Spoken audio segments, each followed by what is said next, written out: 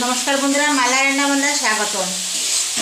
এই যে কেটে রেখেছি ভেন্ডি লম্বা লম্বা করে, আমি বানাবো ভেন্ডি চচ্চড়া। কড়াইতে দিয়েছি সরষের তেল, দিয়েছি এই যে আস্ত শুকনো লঙ্কা, দিয়েছি জিরা ফোড়ন, দিয়েছি নুন চিনি, আর দিয়েছি হলুদ গুঁড়ো, জিরে গুঁড়ো, ধনে গুঁড়ো, লঙ্কা গুঁড়ো একসাথে মিশিয়ে জলে গুলে মশলা তৈরি করে দিয়ে দিয়েছি। দিয়েছি একটা টমেটো কুচি, দিয়ে এই যে মশলাটা নাড়াচাড়া করে খুব সুন্দর হয়েছে। এখন দিয়ে দেবো এই যে ভেন্ডিগুলো দিয়ে দিচ্ছি। এই যে দেখুন, খুব স্বাদ লাগে খেতে।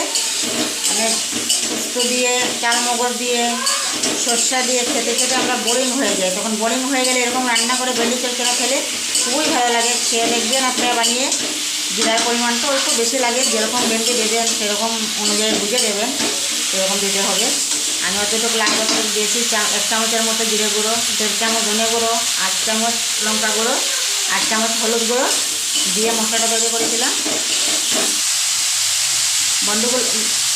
ভেন্ডিগুলো সবুজই থেকে যাবে, কিন্তু অল্প সিদ্ধ করতে লাগবে ঢাকা দিয়ে। আমি এখন ঢাকা দিয়ে দেবো।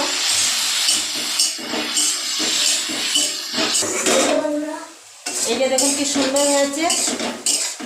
একটু শক্ত শক্ত হয়ে গেছে, মানে সবুজই থাকবে। আর এরকমই আজকের ভিডিওটা এই পর্যন্ত। নমস্কার, বাই বাই, টাটা। কমেন্ট করবে, শেয়ার করবে, লাইক করবে, অবশ্যই সাবস্ক্রাইব করবে, আমার পাশে থাকবে। ভুল হলে ক্ষমা করবে, ক্ষমা প্রার্থী।